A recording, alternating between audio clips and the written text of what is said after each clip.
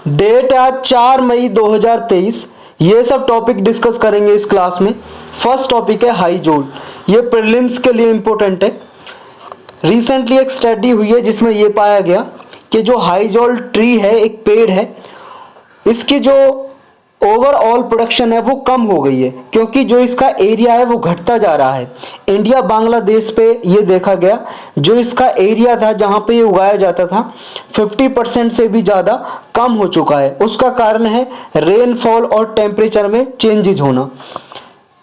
ये है हाईजोल जो आप देख रहे हो इमेज में।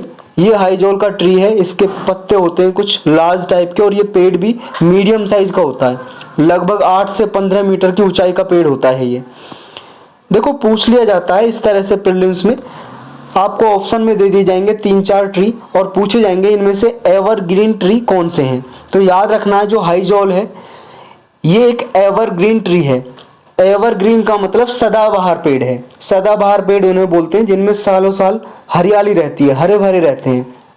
और एक होता है डेसिडुअस ट्री, जिनके पत्ते एक सीजनल टाइप में झड़ते रहते हैं, एक सीजन में, पर्टिकुलर सीजन में झड़ते हैं और फिर दोबारा आते हैं। उन्हें बोलते हैं डेसिडुअस या पर्णपाती बोलते हैं हिंदी में, पर्णपाती या पतझड़ ट्री। और एवरग्रीन मतलब सदाबहार ट्री, हरे भरे रहेंगे हमेशा सालों साल। इनका कोई पर्टिकुलर सीजन नहीं होता पत्ते झड़ने का, झड़ते रहते हैं आते रहते हैं, झड़ते रहते हैं आते रहते हैं, यानी कि हमेशा हरे भरे रहेंगे। हाई जॉल को इंडियन ओक के नाम से भी जानते हैं। इसका जो साइंटिफिक नेम है वो है बरिंगटोनिया एक्यूटेंगुला। ये और भी कई सारे नाम से जाना जाता है, जैसे हाईजोल को हाईजल भी बोलते हैं, या हिजल या हिजांगल, हैंडोल, स्ट्रीम बेरिंगटोनिया, इची ट्री, इन नामों से जाना जाता है। कहाँ कहाँ पे ये पाया जाता है ये देखो, एशिया, सदर्न एशिया और नदन ऑस्ट्रेलेशिया का ये नेटिव है। नेटिव का मतलब मूल निवासी, यहीं पे इसका जन्म हुआ है इस ट्री का, सदर्न एशिया में और नदन ऑस्ट्रेलेशिया। सदर्न एशिया का मतलब ये वाले आपके कंट्री हैं जो साउथ एशिया के, ये अफगानिस्तान, पाकिस्तान, इंडिया, नेपाल, भूटान, बांग्लादेश, मालदीव्स और श्रीलंका, ये आते हैं सदर्न एशिया में, साउथ एशिया में। नदन ऑस्ट्रेलेशिया मतलब ऑस्ट्रेलिया का नॉर्थ पार्ट, और ये वाला पार्ट जो हो गया ये नदन ऑस्ट्रेलेशिया हो गया। तो इस वाले पार्ट में ये पैदा हुआ था, इनका नेटिव है, मूल निवासी है इस एरिया का। ये स्पेशली नदियों के किनारे पे होता है, जो फ्रेश वाटर रिवर होती है जिनमें ताज़ा पानी होता है उनके किनारे पे होता है। फ्रेश वाटर स्वैम्प में हो सकता है, स्वैम्प मतलब दलदल, जहाँ पे थोड़ा दलदल है कीचड़ टाइप का और पेड़ होते हैं उसको बोलते हैं स्वैम्प। लेगून्स में होता है, कोस्टल एरियाज में जो लेगून्स होती हैं, लेक होती हैं, उनके आसपास होता है। फ्लडेड लोलैंड प्लेन्स पे होता है। ये कॉमनली गंगा, ब्रह्मपुत्र और मेघना बेसिन में पाया जाता है। यहाँ पे जो गंगा ब्रह्मपुत्र नदी बह रही है और बांग्लादेश की जो मेघना रिवर है उसका जो बेसिन एरिया है वहाँ पे जनरली पाया जाता है ये हाईजोल ट्री। इसके फीचर क्या क्या है, एक तो देखो ये बिग ट्री है या मीडियम साइज ट्री बोल सकते हो। 8 से 15 मीटर की हाइट इसकी होती है। इसके जो पत्ते हैं वो थोड़े मोटे होते हैं, थिक, स्मूथ और ओवल टाइप के, अंडा आकार के होते हैं। कितना साइज है, साइज याद करने की आपको ज़रूरत नहीं है। जो इसके फ्लावर हैं, जो फूल आते हैं जो इसमें छोटे होते हैं, थोड़े स्मॉल, और पिंक टू रेड इनका कलर होता है, मतलब आपके पिंक से रेड कलर और पर्पल रेड कलर के भी होते हैं। मेडिकल क्षेत्र में भी इसका यूज है, मेडिसिनल यूज है। जैसे इसका जो बार्क है, इसकी छाल है पेड़ की, उसमें टैनिन होता है जो हार्ट डिसीज के लिए यूजफुल होता है। दिल की जो बीमारी होती है उसकी दवाइयों में यूज होता है ये। इसके जो बीज होते हैं उसका पाउडर बनता है, वो पाउडर बच्चों की खांसी को ठीक करने के लिए यूज होता है। इसमें एक टॉनिक होता है जो पत्ते और रूट से प्रिपेयर किया जाता है, और इसकी रूट से, जड़ों से फिश पॉइजन भी क्रिएट किया जाता है, बनाया जाता है। तो इतने सारे इसके मेडिसिनल यूज हैं। नेक्स्ट टॉपिक है US commission on international religious freedom. ये प्रीलिम्स के लिए भी इंपॉर्टेंट है और जीएस पेपर 2 और 3 के लिए भी। इस कमीशन ने, ये अमेरिका का कमीशन है, अमेरिका का कमीशन है, ये वर्ल्ड वाइड इंटरनेशनली रिपोर्ट जारी करता है कि किस देश में रिलीजियस फ्रीडम कितनी है, यानी कि धार्मिक स्वतंत्रता कितनी है किस देश में। इंडिया के बारे में कहा कि इंडिया में सीवियर वायलेशन हो रहा है रिलीजियस फ्रीडम का। जो धार्मिक स्वतंत्रता है इंडिया में उसका उल्लंघन हो रहा है, वायलेशन हो रहा है, सीवियर वायलेशन, यानी कि बहुत ज़्यादा वायलेशन हो रहा है। लेकिन इंडिया ने इसकी रिपोर्ट को रिजेक्ट किया है, इसलिए न्यूज़ में आया है ये कमीशन। हमें इस कमीशन के बारे में जानना है। ये कमीशन एक इंडिपेंडेंट कमीशन है और by partisan federal government entity है जो क्रिएट की गई थी 1998 में। 1998 में इस एक्ट को बनाया था अमेरिका की गवर्नमेंट ने। अमेरिका की जो कांग्रेस है, पार्लियामेंट है, अमेरिका की पार्लियामेंट को बोलते हैं कांग्रेस।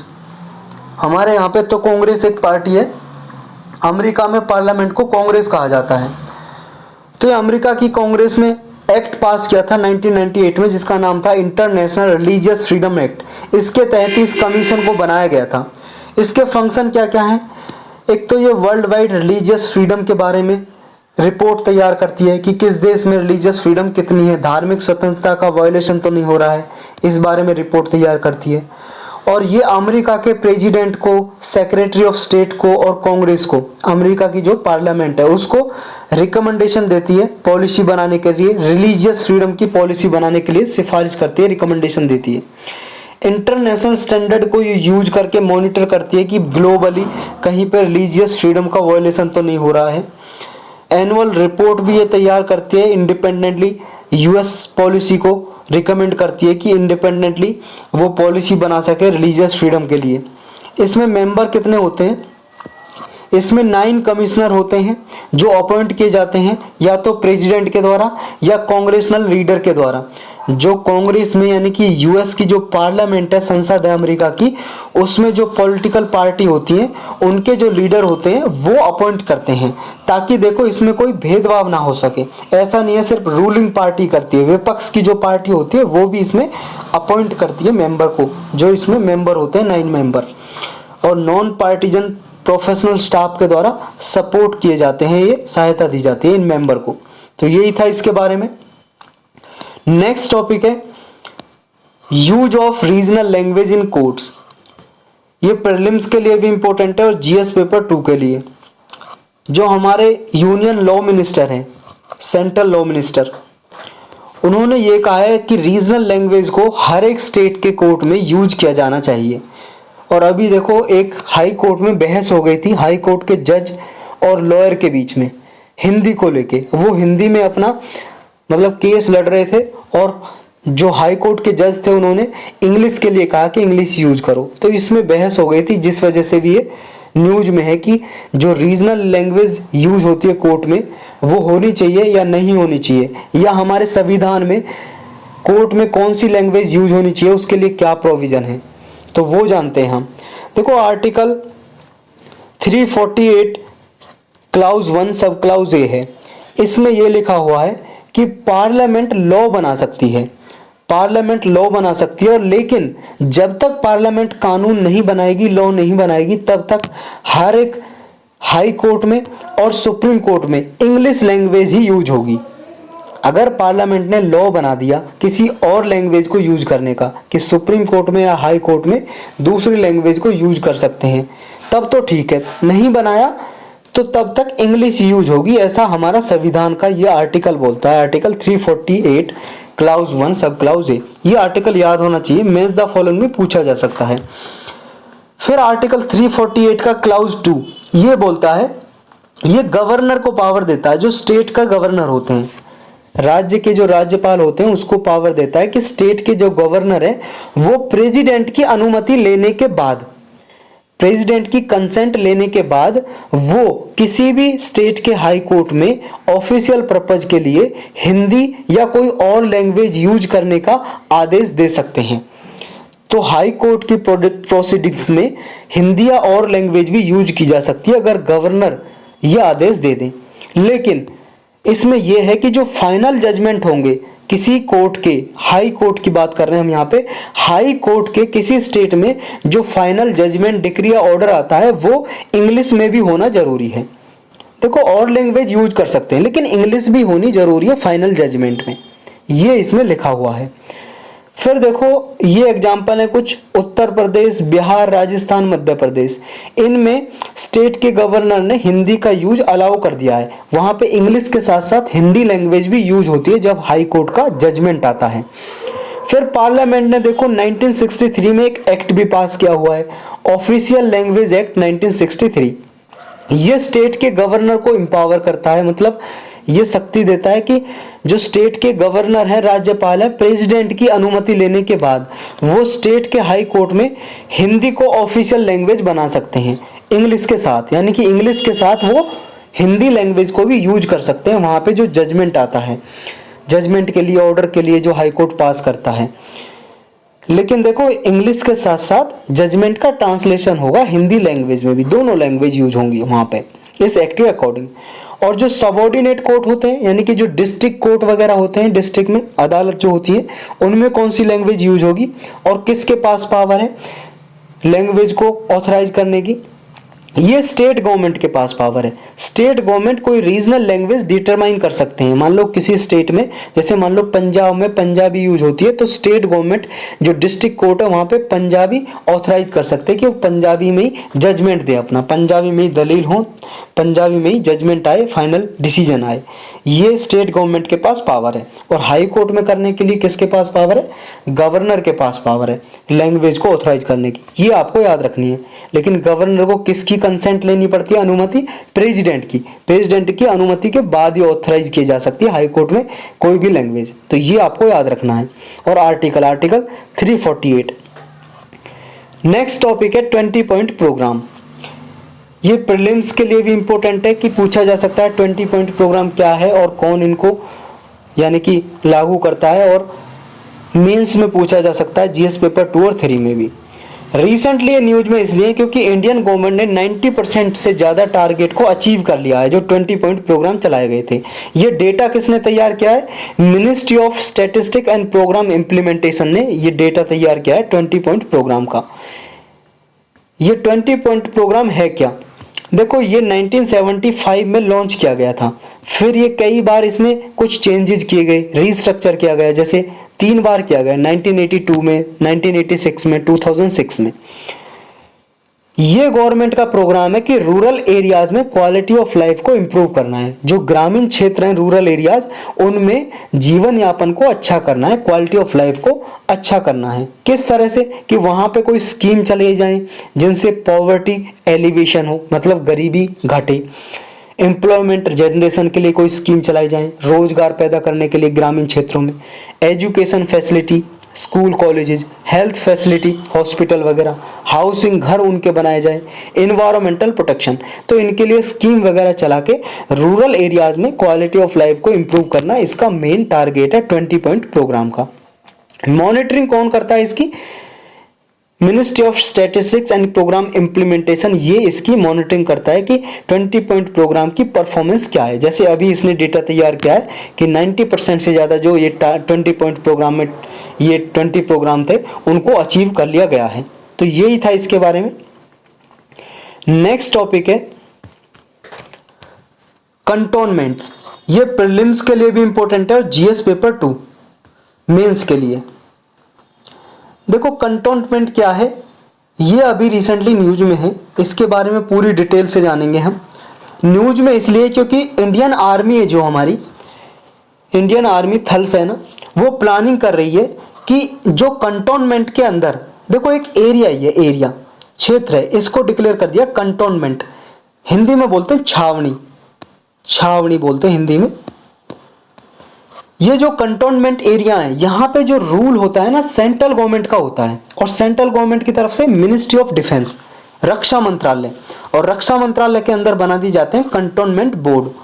कंटोनमेंट बोर्ड को ये पावर होती है कि वो कंटोनमेंट जो एरिया है जिसका नाम रख दिया कंटोनमेंट या हिंदी में छावनी बोलेंगे, उसको कौन रूल करेगा, यानी कि उसके लिए रूल्स रेगुलेशन कौन बनाएगा? कंटोनमेंट बोर्ड, यानी कि सेंट्रल गवर्नमेंट के अंदर है, मिनिस्ट्री ऑफ डिफेंस के अंदर। लेकिन इन कंटोनमेंट में क्या है, कुछ सिविलियन एरिया भी होते हैं कि कुछ आर्मी के लोगों के अलावा, जो आर्मी के सैनिक होते हैं उनके अलावा कुछ और लोग भी रहते हैं, सिविलियन आम जो जनता है वो भी रहती है इनमें। तो अभी इंडियन आर्मी ये प्लान कर रही है कि जो सिविलियन एरिया है इनके अंदर, कंटोनमेंट के अंदर, उनको म्युनिसिपल कॉरपोरेशन या म्युनिसिपालिटीज के अंदर मर्ज किया जाए, मिलाया जाए, और जो कंटोनमेंट एरिया उनको पूरा प्रॉपरली मिलिट्री स्टेशन की तरह बनाया जाए। मिलिट्री स्टेशन में पूरा का पूरा एरिया, वहां पे सिर्फ आर्मी, नेवी, एयरफोर्स वो ही रहती है, कोई और नहीं रह सकता सिविलियन पॉपुलेशन। जैसे एक कैंप बना दिया, ये एरिया, ये मिलिट्री स्टेशन हो गया, यहाँ इस एरिया के अंदर टोटल कोई भी नहीं रह सकता सिविलियन पॉपुलेशन आर्मी के अलावा। या तो वहाँ नेवी रहेगी, एयरफोर्स रहेगी, जिसका भी स्टेशन है वो military station army, navy, air force का, तो वो ही रहेगी उस पर। तो उस एरिया को बोलते हैं मिलिट्री स्टेशन। और कंटोनमेंट अभी क्या है, उसमें सिविलियन पॉपुलेशन भी रह सकती है। इसके बारे में डिफरेंस लास्ट में मतलब डिस्कस करेंगे हम। पहले कंटोनमेंट के बारे में जो प्लानिंग की जा रही है उसके बारे में जानते हैं। यानी कि जो इसमें सिविलियन पॉपुलेशन रहती है उसको म्युनिसिपैलिटी या म्युनिसिपल कॉरपोरेशन में मिलाया जाए।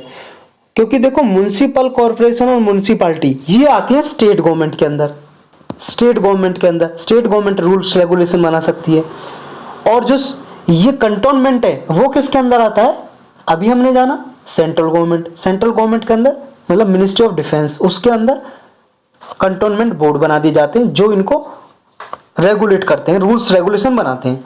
तो प्लान क्या है अभी इसका?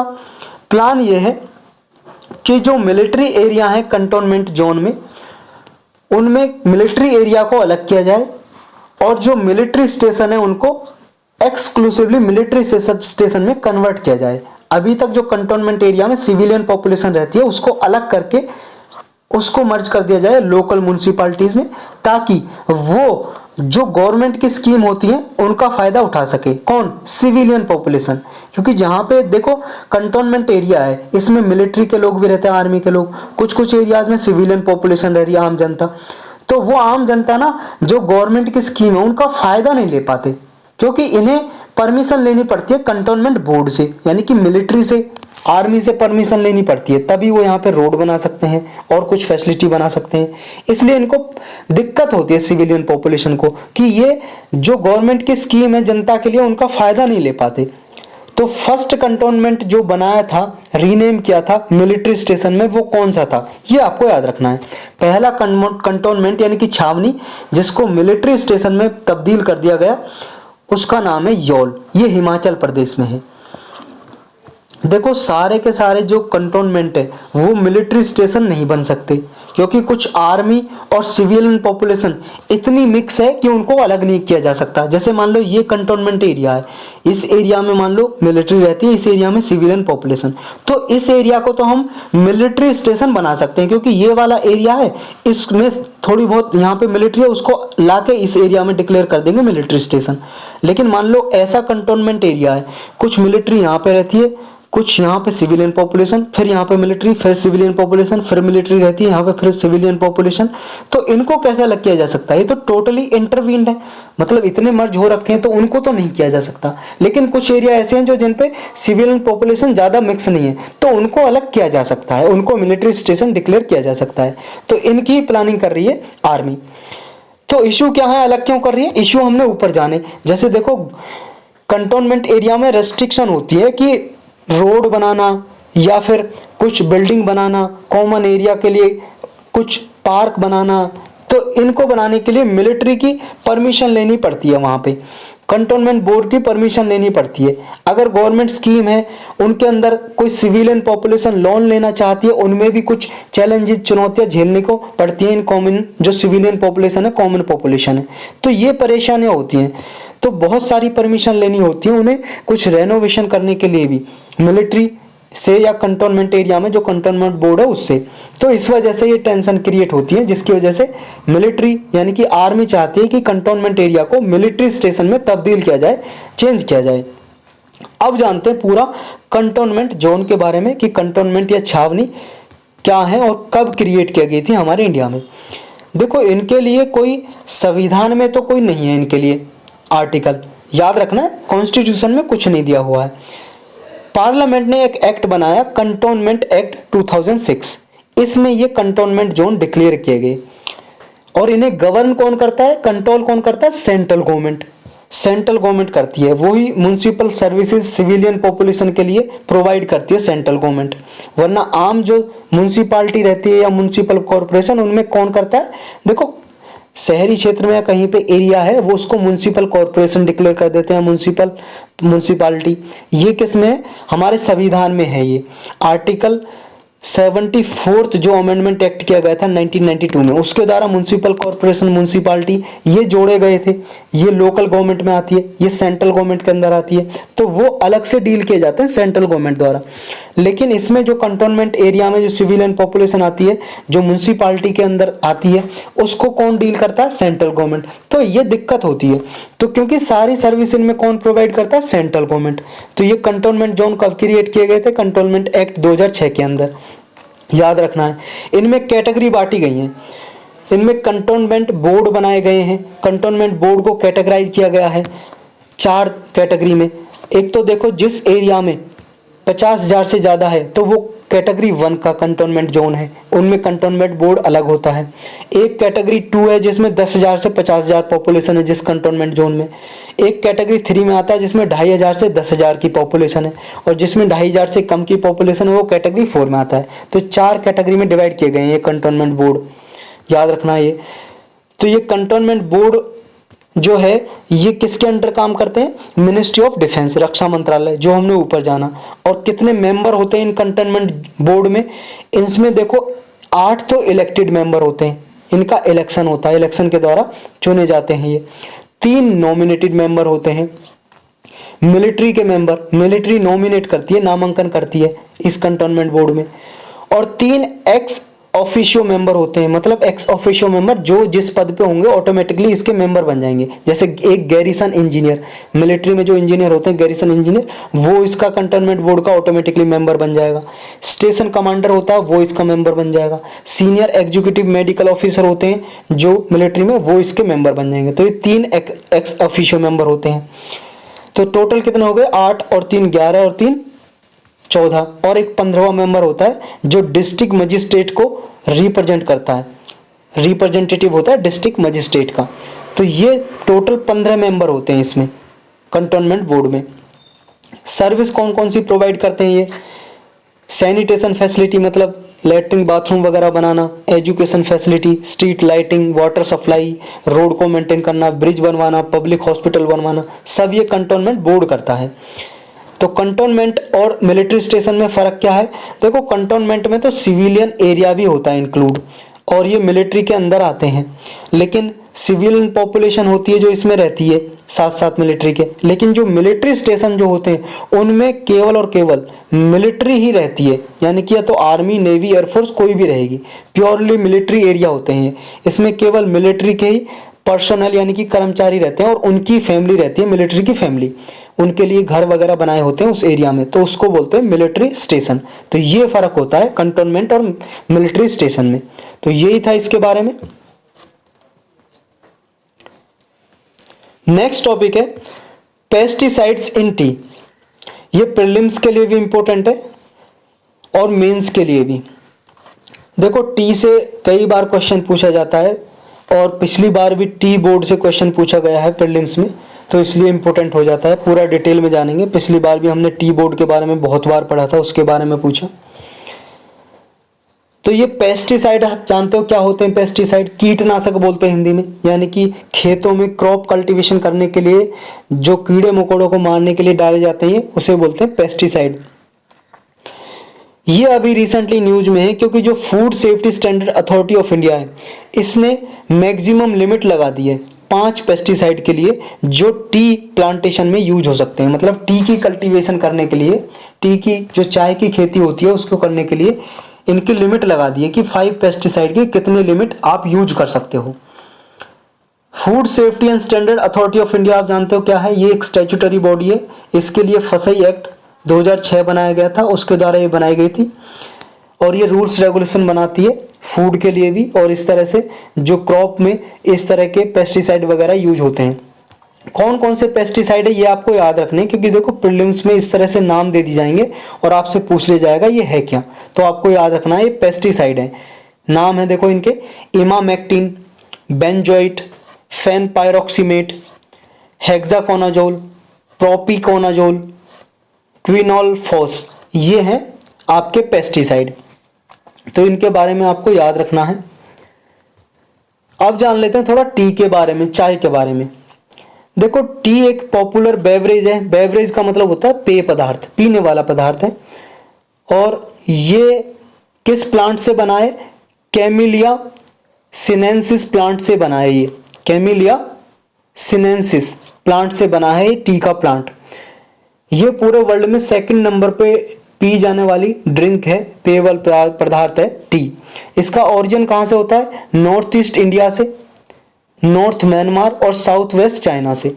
देखो जो ये एरिया है नॉर्थ ईस्ट का अपना, और इधर म्यांमार और इसके इधर इधर साउथ वेस्ट जो चाइना है, वहां से इसका ओरिजिन होता है। चाइना का 5000 साल पहले चाय का ओरिजिन यहाँ से होता है। तो यहाँ की मतलब नेटिव है ये चाय की जो क्रॉप है। ग्रोथ कंडीशन क्या चाहिए इसके लिए? हॉट एंड ह्यूमिड कंडीशन चाहिए। टेम्परेचर चाहिए 20 से 30 डिग्री सेल्सियस उगाने के लिए चाय को। 150 से 300 सेंटीमीटर की तक की बारिश चाहिए। और स्लाइटली एसिडिक सॉइल चाहिए इसके लिए। एसिडिक सॉइल चाहिए, याद रखना, मतलब अम्लीय मिट्टी चाहिए। हेल्थ बेनिफिट क्या होते हैं इस चाय के? देखो चाय क्या है, हेल्थ को प्रमोट करती है, वेलनेस को प्रमोट करती है, क्योंकि इसमें एंटी इन्फ्लेमेटरी इसमें पार्टिकल होते हैं, और ये एंटीऑक्सीडेंट भी होती है, और वेट लॉस इफेक्ट भी होता है इसका, मतलब वजन घटाने में फायदेमंद होती है। चाय के लिए एक इंटरनेशनल डे सेलिब्रेट किया जाता है पूरे वर्ल्ड वाइड 21 मई को। 21 मई को हर साल इंटरनेशनल टी डे मनाया जाता है। ये 21 मई यूनाइटेड नेशन जनरल असेंबली ने दिसंबर 2019 में डिक्लेयर किया था अंतर्राष्ट्रीय चाय दिवस। इसका जो प्रोडक्शन है इंडिया में देखो पूरे वर्ल्ड में सेकंड लार्जेस्ट नंबर पे चाय उगाई जाती है, यानी कि इंडिया पूरे वर्ल्ड में सेकंड लार्जेस्ट प्रोड्यूसर है चाय का।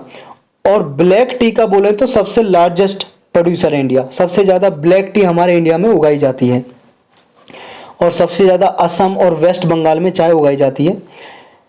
इंडिया देखो पूरे वर्ल्ड में लार्जेस्ट कंजप्शन करता है, मतलब सबसे ज़्यादा चाय अगर कोई पीता है इंडिया में, मतलब पूरे वर्ल्ड में इंडिया पीता है सबसे ज़्यादा चाय। 80% जितना हम प्रोडक्शन करते हैं ना चाय का, उसका 80% हम खुद पी जाते हैं, बाकी का एक्सपोर्ट करते हैं। एक्सपोर्ट करने में इंडिया 4th लार्जेस्ट नंबर पे आता है, 4थे नंबर पे आता है। और मेजॉरिटी टी एक्सपोर्ट होता है ब्लैक टी, उसके बाद दार्जिलिंग से असम नीलगिरी टी ये होती हैं। और देखो दार्जिलिंग टी को जीआई टैग मिला हुआ है। जीआई टैग आप जानते हो, ज्योग्राफिकल इंडिकेशन टैग। किसी एरिया में कोई प्रोडक्ट यूनिक होता है तो उसको जीआई टैग दे दिया जाता है। ये एक कानून बनाया हुआ है हमारे इंडिया में 1919 का, 1999 का, geographical indication tag protection and registration act 1999 का। इसके तहत किसी भी प्रोडक्ट को 10 साल के लिए जीआई टैग दे दिया जाता है, मतलब उस नाम से कोई दूसरा उस प्रोडक्ट को नहीं बेच सकता। मान लो दार्जिलिंग टी, वेस्ट बंगाल में देखो एक प्लेस है दार्जिलिंग, वहां पे जो चाय उगाते हैं उसका नाम रख दिया दार्जिलिंग टी। इसको जीआई टैग मिला सबसे पहले 2004 में। सबसे पहला प्रोडक्ट है जिसको जीआई टैग मिला था हमारे इंडिया में, दार्जिलिंग टी को। तो ये ऐसा नहीं है मान लो अगर असम में चाय हो रही है तो उसको दार्जिलिंग टी के नाम से बेचा जा सकता है, ऐसा नहीं हो सकता। दार्जिलिंग में जो चाय उगती है उसको ही दार्जिलिंग टी के नाम से बेचा जा सकता है, क्योंकि इसको जीआई टैग मिला हुआ। 10 साल के लिए मिलता है, लेकिन और 10 साल के लिए एक्सटेंड किया जा सकता है अगर वहाँ एरिया रिक्वेस्ट करे तो इसे देखो जो दार्जिलिंग टी है इसको शैंपेन ऑफ टी भी कहा जाता है। शैंपेन देखो जो सबसे महंगी शराब होती है ना, और सबसे क्वालिटी की शराब, उनमें से एक है शैंपेन। तो इसको चाय को ना शैंपेन ऑफ टी बोला जाता है, दार्जिलिंग टी को। अच्छा, चाय के लिए रूल्स रेगुलेशन कौन बनाता है? Tea board. टी बोर्ड है जिसके बारे में पिछले साल क्वेश्चन पूछा था। टी बोर्ड एक स्टैट्यूटरी बॉडी है, सांविधिक संस्था, मिनिस्ट्री ऑफ कॉमर्स के अंडर काम करती है, वाणिज्य के मंत्रालय के अंदर। और इसके लिए एक्ट बनाया था, एक्ट पास करके इसको बनाया था, तब ये स्टैट्यूटरी बॉडी है। 1953 में इसको बनाया था। इसका हेडक्वार्टर कोलकाता में है, वेस्ट बंगाल की कैपिटल है जो कोलकाता, उसमें है। हमारे इंडिया में टी इंडस्ट्री को प्रमोट करने के लिए काम करता है टी बोर्ड। और इसके फॉरेन ऑफिस भी हैं टी बोर्ड के, विदेश में भी ऑफिस है। कहाँ कहाँ पे? एक दुबई में है और एक मॉस्को में है। रसिया की कैपिटल है मॉस्को, वहाँ पे, और दुबई यूएई यूनाइटेड अरब अमीरात है जो वहाँ पे है। ये आप देख सकते हो यहाँ पे, ये है यूएई, यहाँ पे इसका एक ऑफिस है टी बोर्ड का, एक रसिया में मॉस्को में इसका एक ऑफिस है। तो यही था इसके बारे में। नेक्स्ट टॉपिक है न्यूरोटॉक्सिन्स, ये प्रीलिम्स के लिए भी इंपॉर्टेंट है और जीएस पेपर 3 के लिए भी। देखो 11 लोग मर गए गैस के लीक होने से। कहाँ पे हुई? पंजाब का लुधियाना शहर है, वहां पे गैसपुरा एरिया है, वहां पे गैस लीक हुई। गैस के लीक होने से 11 लोगों की मौत हो गई, तो इसलिए न्यूज में है न्यूरोटॉक्सिन। रीजन देखो क्या है डेथ का, क्योंकि देखो जो एयर की क्वालिटी है वो बिगड़ गई थी उस गैस की वजह से। और ये किसने डिटेक्ट किया? एनडीआरएफ है, जो नेशनल डिजास्टर रिस्पांस फोर्स है जो हमारे इंडिया की, उसने एयर क्वालिटी सेंसर के द्वारा ये डिटेक्ट किया और ये पाया गया कि वहां पे एयर में हाइड्रोजन सल्फाइड गैस है, उसकी मात्रा ज़्यादा बढ़ गई थी। और हाइड्रोजन सल्फाइड गैस एक न्यूरोटॉक्सिन आता है, न्यूरोटॉक्सिन में आता है। न्यूरोटॉक्सिन मतलब एक केमिकल है जो पॉइजनस होते हैं, जहरीले होते हैं। तो ये हाइड्रोजन सल्फाइड गैस की वजह से वहां पे लोगों की मौत हो गई। देखो एक भोपाल गैस ट्रेजेडी हुई थी। भोपाल जानते हो आप कहाँ पे? मध्य प्रदेश में भोपाल गैस ट्रेजेडी, ये 1984 में हुई थी। वहां पे एक कंपनी थी जो एक केमिकल बनाती थी, उसमें गैस लीकेज हो गई थी। गैस का नाम था मिथाइल आइसोसाइनेट। तो मिथाइल आइसोसाइनेट गैस की वजह से वहां पे बहुत सारे हजारों लोगों की मौत हो गई थी। रातों रात में लोग मर गए थे, सुबह पता चला था कि लोग मर गए हैं। तो ये अब तक केस चलता है। विक्टिम वहां पे जो भोपाल में लोग हैं ना आसपास जो रहते हैं उस कंपनी के आसपास, अभी भी वहां पे ना हैंडीकैप्ड पैदा होते हैं। इतना इफेक्ट है गैस का, सोचो मिथाइल आइसोसाइनेट। तो ये कई बार एग्जाम में पूछा भी गया है कि भोपाल गैस ट्रेजेडी में कौन सी गैस लीक होने की वजह से लोग मरे थे। गैस के नाम याद होने चाहिए, मिथाइल आइसोसाइनेट। तो ये अभी न्यूज में है, तो इस गैस का नाम भी आपको याद होना चाहिए। हाइड्रोजन सल्फाइड गैस, ये क्या है? एक न्यूरोटॉक्सिन गैस है। तो इसकी वजह से यहाँ पे 11 लोगों की मौत हो गई। तो न्यूरोटॉक्सिन क्या होते हैं? ये पॉइजनस सब्सटेंस होते हैं, मतलब ऐसे पदार्थ होते हैं जो पॉइजनस, जहरीले होते हैं, जो डायरेक्टली हमारे नर्वस सिस्टम को अफेक्ट करते हैं और रेस्पिरेटरी ट्रैक्ट को, हमारी जो सांस लेने की क्रिया उसको अफेक्ट करते हैं, और नर्वस सिस्टम है जो हमारा उसको, क्योंकि हमारी बॉडी में जो ऑक्सीजन का कंसंट्रेशन है उसको कम कर देते हैं और नर्वस सिस्टम को अफेक्ट करते हैं, प्रभावित करते हैं। न्यूरो जो टॉक्सिक गैस है वो कौन कौन सी है? देखो मीथेन कॉमन गैस है, ये भी न्यूरोटॉक्सिक गैस है। मीथेन CH4 की बात कर रहे हैं हम। Hydrogen sulphide, carbon monoxide, carbon dioxide CO2, ये सब क्या है? कॉमन न्यूरोटॉक्सिक गैस है।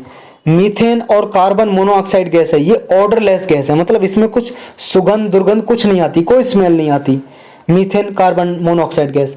हाइड्रोजन सल्फाइड गैस होती है, ये इसमें पंजेंट ऑर्डर होता है, मतलब कुछ तीखी स्मेल आती है, आप सहन नहीं कर सकते, ऐसी स्मेल आती है हाइड्रोजन सल्फाइड में। लेकिन अगर आपके पास आसपास मीथेन और कार्बन मोनोऑक्साइड है, उसको आप महसूस भी नहीं कर सकते कि वो गैस आपके आसपास है नहीं है। अगर ज़्यादा मात्रा में आपने हेल कर ली तो हो सकता है आपकी डेथ हो जाए, क्योंकि टॉक्सिक है ये गैस, न्यूरोटॉक्सिक गैस है। हायर कंसंट्रेशन में फैटल हो सकती है, हानिकारक हो सकती है ह्यूमंस के लिए। इनको रिमूव कैसे किया जा सकता है? एटमॉस्फेयर से, वातावरण से कैसे हटाया जा सकता है इन गैस को?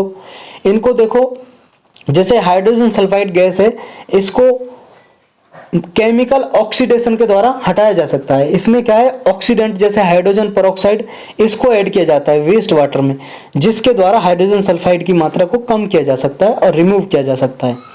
तो ये गैस आपको याद रखनी है, न्यूरोटॉक्सिन गैस है हाइड्रोजन सल्फाइड, जिसकी वजह से 11 लोगों की मौत हो चुकी है। तो यही टॉपिक थे आज के।